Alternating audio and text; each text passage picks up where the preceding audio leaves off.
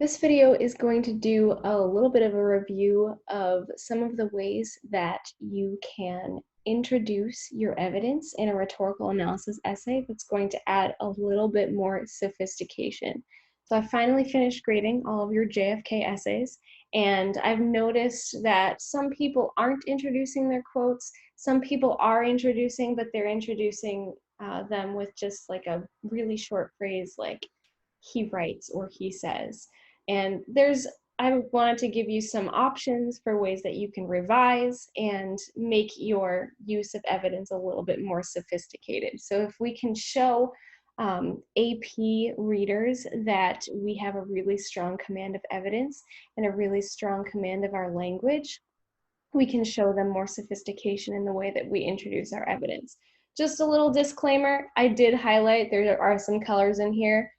That's just to help me differentiate between each example, and I'm not using any like weird codes or anything. So without further ado, our first two slides here are exemplars.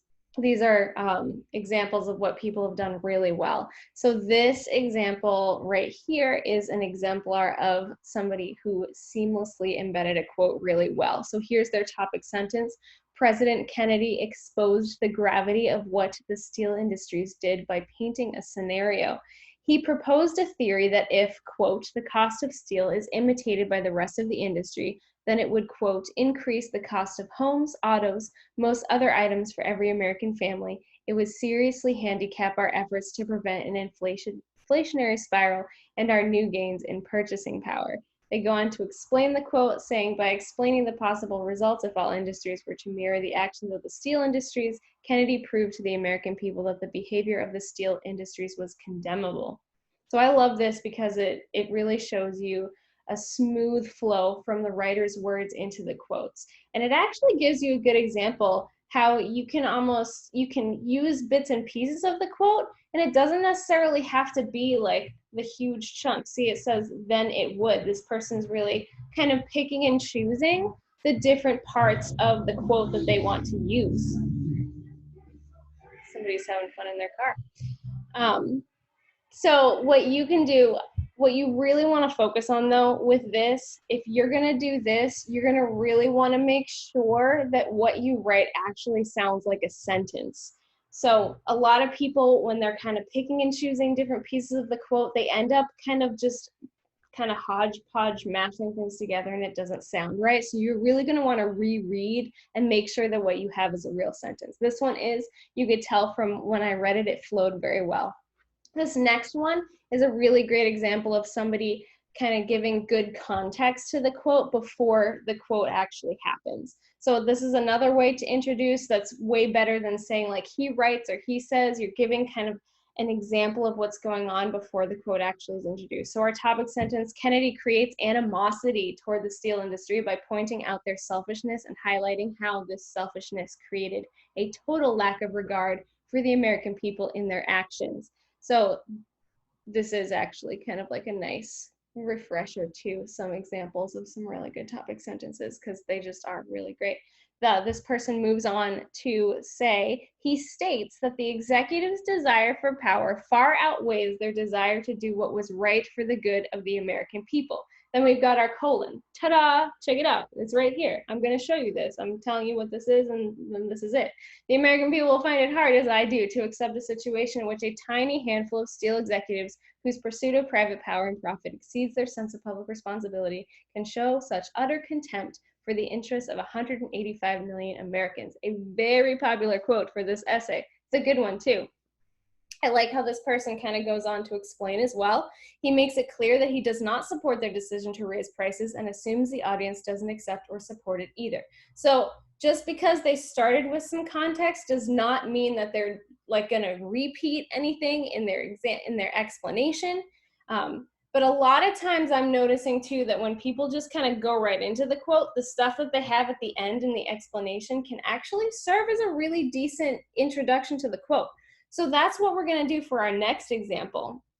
So this one is here's a practice opportunity.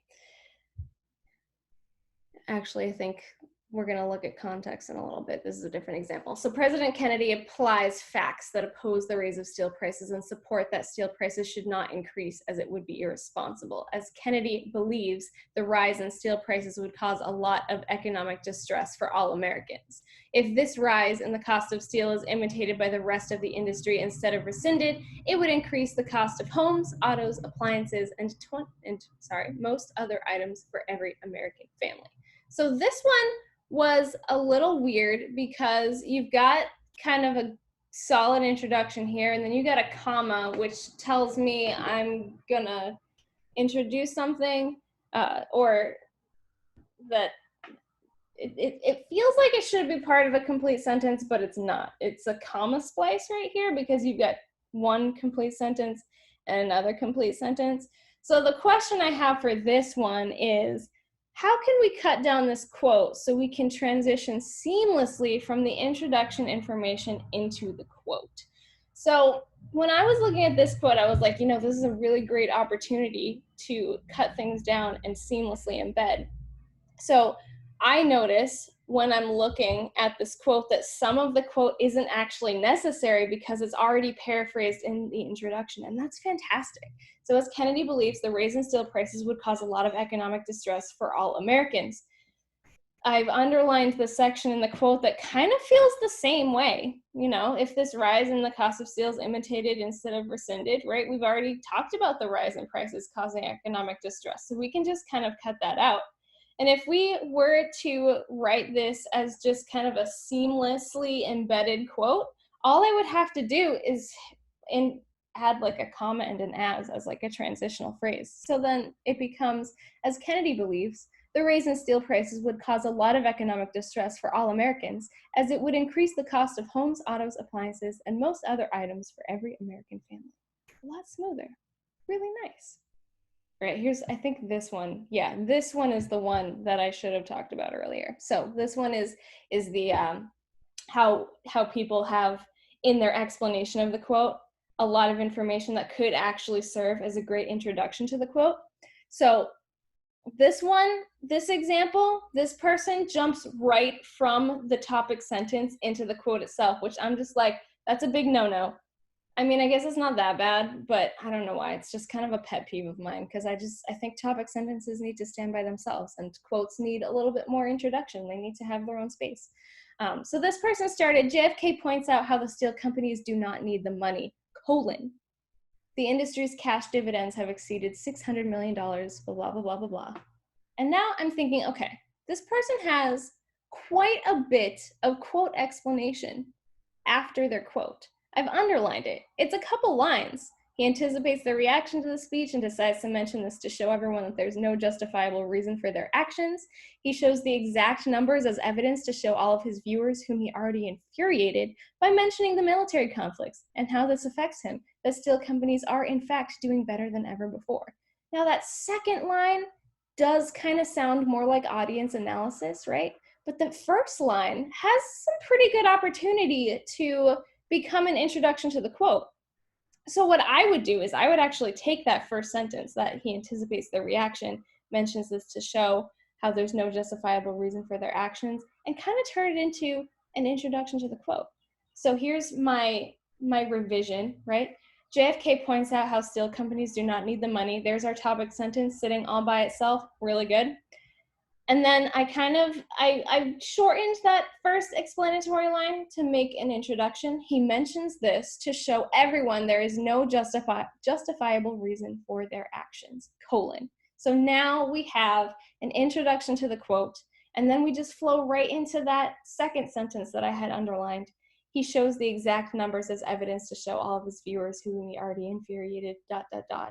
And so now we have a stronger introduction. We have some context. We have information that we can use to help our audience kind of understand what it is they're about to read. This other example here, I'm giving you an idea of how you could do the same thing, the same introduction, but do it in a way that seamlessly embeds. So instead of that complete sentence, here's the quote, you can write it so that it's an entirely like one sentence with the evidence. To prove that there is no justifiable reason for their actions, he asserts that the industry's cash dividends have exceeded $600 million. See that nice, smooth one sentence? Could sound like my own writing if I didn't say quote. I'd have to say quote just to make sure that my listeners would know that I'm actually quoting and I'm not like, you know, a super smart person who knows that there's $600 million in the last 5 years. All right, last example. After describing current events, Kennedy works to reassure the audience that he knows what they're going through. The American people will find it hard, as I do. There's our popular quote. So this one, it's kind of the same thing as one of our other examples. It's going straight from the topic sentence right into the quote, which I don't like, so I want to add a little bit more information. So the question I'm asking for this example is, what is happening around the quoted material that is in the text itself that we could bring in to explain, to give the quote a little bit more context?